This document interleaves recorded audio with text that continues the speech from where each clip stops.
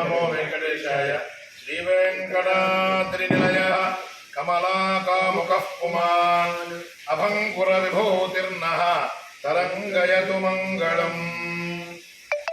అయ్యారు మీ అందరికి కూడా నమస్కారం. మన ఆలయంలో ఈ నెల 27 నుంచి 30వ తారీఖు వరకు పవిత్రోత్సవాలు చేయడానికి ఆలయ కమిటీ నిర్ణయించుకుంది. మీ పరిజ్ఞానంలో ఈ పవిత్రోత్సవాల గురించి, దీనివల్ల కలుగు ప్రయోజనాల గురించి మీరు వివరిస్తే భక్తులు కూడా తెలియకుండా. జయ శ్రీమన్నారాయణ. వినా వెంకటేశం ననాదో ననాద సదా వెంకటేశం స్మరామి స్మరామి. హరే వెంకటేశ ప్రసీద ప్రసీద ప్రియం వెంకటేశ ప్రియశ్చ ప్రయశ్చ. సహజంగా వెంకటనాయక అన్నారు. కలియుగంలో వెంకటేశ్వర స్వామిది ఆధిపత్యం. అంటే ఆధిపత్యం అంటే యాచితం అయాచితం అని 2 రకాలు. యాచితం అంటే మనం యాచిస్తాం, నాకు ఇది కావాలి, నాకు అది కావాలి స్వామి అని. కానీ వెంకటేశ్వర స్వామిని కనుక దర్శనం చేసుకుంటే అయాచితంగానే మనకన్నీ కూడా నెరవేరుతూ ఉంటాయి. అంటే మానవుడికి నెరవేరటం ఏమిటి? చదువుకున్న వాడికి ఏం కావాలి? మంచి ఉద్యోగం కావాలి. ఉద్యోగం వచ్చిన వాడికి ఏం కావాలి? వివాహం కావాలి. వివాహం అయిన వాడికి సంతానం కావాలి. సంతానం అయిన వాడికి సద్బుద్ధి కలిగి వాళ్ళు ప్రయోజకులైతే అంతకంటే కావాల్సింది అదే కోరుకుంటుంటాడు ప్రతి మానవుడు. అయితే ఈ ఆలయాల్లో మనం ప్రతిష్ఠ చేసాం, ఒక తేదీన ఒక డేట్ని ప్రతిష్ఠ చేసాం. ఆ తిథి నుంచి మళ్ళీ వచ్చే సంవత్సరం తిథికి బ్రహ్మోత్సవాలు నిర్వహిస్తాం. ఎందుకంటే బ్రహ్మగారు ఆనాడు ఆయనే స్వయంగా ఆయన నిర్వహించినటువంటి కార్యక్రమాన్ని బ్రహ్మోత్సవం అని మనం లోకంలో పరిగణనలోకి తీసుకొచ్చి ఒక 5 రోజులు 7 రోజులు 3 రోజులు మన శక్తిని కొలిది అక్కడ పరిస్థితులను బట్టి చేస్తూ ఉంటారు. ఆ 3 రోజులు ఏం చేస్తారు అంటే పరివార దేవతల్ని, స్వామివారిని, అలాగే మూలమంత్ర హవనాలు. ఎందుకంటే ఒక 5 రకాలుగా చేస్తే కానీ పూజా కార్యక్రమం నిర్వహించబడదు. ఏమిటంటే జపం, పూజ, తర్పణం, హోమం, దానం. అంటే దానం అంటే ఏంటి? ఏం దానం చేయాలి? అన్నదానమే. అంటే ప్రసాద వితరణ ఎక్కువ జరుగుతూ ఉండాలి. 10 మంది దగ్గర గుళ్ళోకి వచ్చారంటే దేనికోసం వెళ్తారు? ప్రసాదం కోసం. ఆ ప్రసాదం కోసం తీర్థం ప్రసాదమే ముఖ్యం. కనుక ఎక్కడికి వెళ్ళినా కూడా అన్నప్రసాదమే ముఖ్యమని చెప్పి అన్నప్రసాదం ఒక మెతుకు నోట్లో వేసుకుంటే చాలు.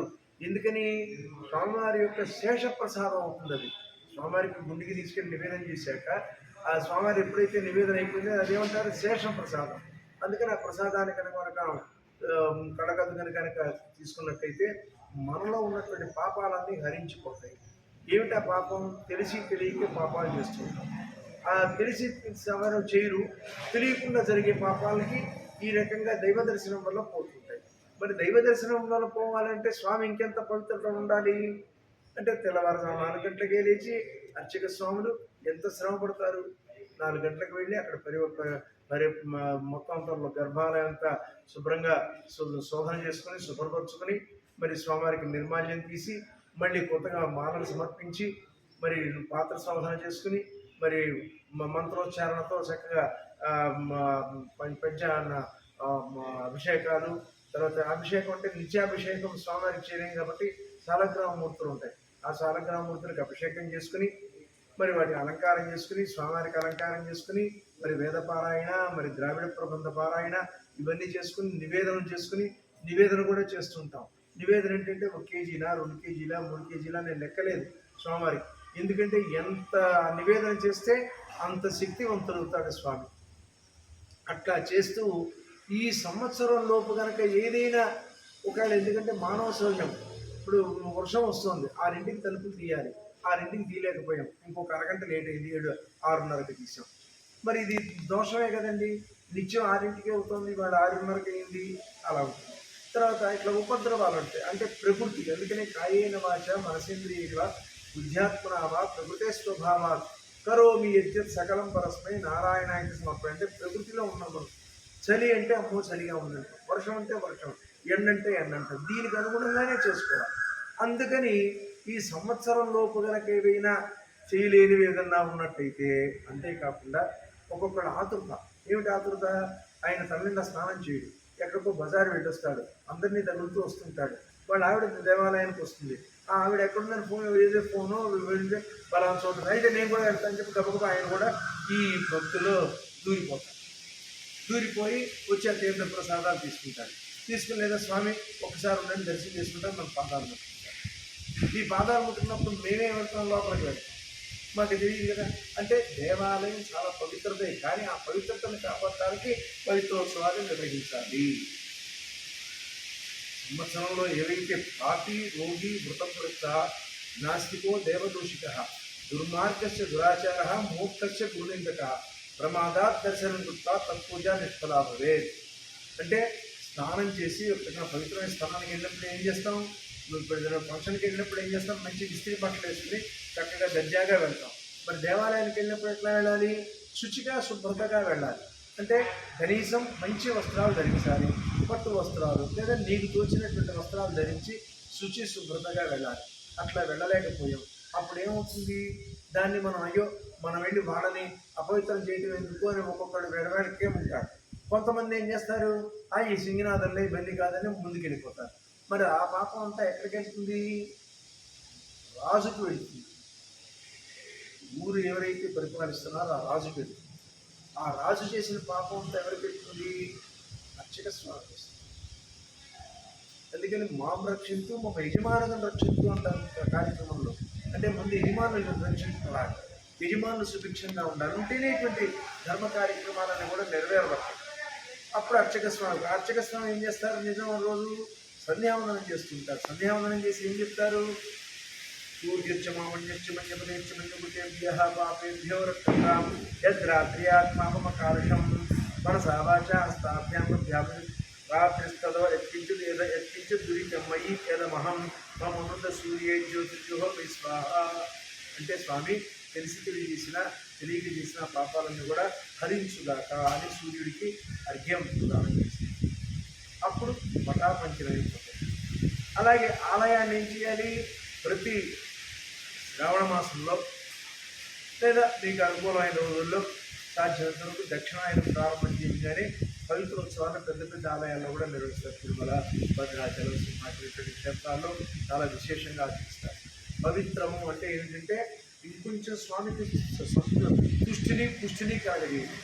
అంటే ఇంకొంచెం మాత్రం ఓం నమో నారాయణ యస్వాహ, ఓం నమో నారాయణ యస్వాహ అని హోమాకాలు చేస్తే ఆ హోమంలో ఉన్నటువంటి ఆ శక్తి స్వామికి సమర్పించి స్వామి ఇంకొంచెం ఉత్కృష్టుడవుతాడు. ఉత్కృష్టుడవడం ఏంటి, ఎవరైనా కోరికలు వచ్చి స్వామి నా కోరిక నెరవేరాలంటే చాలు, స్వామిని చూసినంత మాత్రాన కోరిక నెరవేర్చు.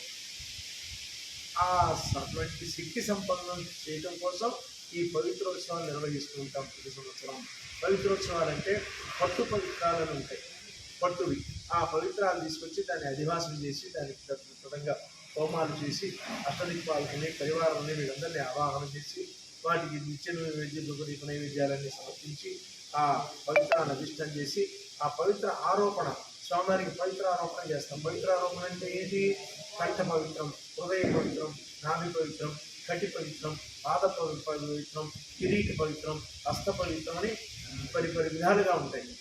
ఆ పరిపరి విధాలుగా ఉన్న వాటిని స్వామికి సమర్పించి మరుసటి రోజు మళ్ళీ విసర్జించేస్తాం. చేసి ఆ మహాపూర్ణం సమర్పించి ఆ కుంభంలో ఉన్నటువంటి తీర్థాన్ని స్వామికి ప్రోక్షణ చేస్తే పవిత్రోత్సవాలు నిర్విఘ్నంగా చక్కగా సుసంపన్నంగా సంపూర్ణమవుతాయి. అటువంటి పవిత్రాలు కనిపించే పవిత్రోత్సవాలు నిర్వహించినట్లయితే గ్రామానికి, మండలానికి, జిల్లాకి, రాష్ట్రానికి, మరి ప్రపంచానికే శాంతి చేకూరి అందరూ కూడా ఇలా పాపలతో ఎవరికి ఏమి కావాలో అవన్నీ కూడా యాచితం అయాచితం ముందు చెప్పాను కదా, అయాచితంగానే వాళ్ళ కోరికలన్నీ నెరవేరి స్వామి యొక్క సంతృష్టిలో, స్వామి యొక్క అనుగ్రహంలో అందరూ సుఖంగా పొందడం కోసం ఈ పవిత్రోత్సవాన్ని నిర్వహిస్తున్నారు. చాలా సంతోషం. యజమానులు చాలా భక్తి శ్రద్ధలతో కార్యక్రమాన్ని నిర్వహించడం చాలా సముదాయం.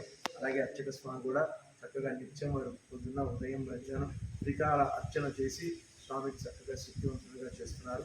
చాలా సంతోషం. ఈ రకంగా ప్రేక్షకులందరినీ కలవటం కూడా మా విశేషంగా భావిస్తూ స్వామి అనుభవించాం. మీరు ఎక్కడి నుంచి వచ్చారు? ఇప్పుడు మేము విజయవాడ నుంచి వచ్చారు. ఈ పవిత్రోత్సవాలు చూడటం వల్ల భక్తులు కలిగే ఉపయోగం ఏంటి, భక్తులు పాల్గొనడం వల్ల? ఇది చెప్పానుగా. అయితే ఒక్కొక్క కార్యక్రమంలో పాల్గొన్నప్పుడు ఆయన చేసుకుంటున్నారులే, ఆయన మనకెందుకు అని అనుకోకూడదు. ఒక మంచి విషయాన్ని చూస్తే ఎంత పవిత్రమైన దోషాలు ఉంటాయి. ఏమిటా దోషాలు? స్పర్శ దోషం అంటే ముట్టుకోవటం ఒక దోషం, శ్రవణ దోషం ఏదైనా చెడు మాటను వింటే ఒక దోషం, అలాగే దృశ్య దోషం, ఏదైనా చెడుని చూస్తే అదొక దోషం. ఈ 3 దోషాలు తొలగిపోవటానికి మనం చూసేది స్వామిని చూస్తున్నాం, వినే మంత్రం సుశ్రావ్యంగా మంత్రాన్ని వింటున్నాం. మనం పట్టుకునేవేంటి హోమ ద్రవ్యాలని, పూజా ద్రవ్యాలని స్పర్శిస్తున్నాం.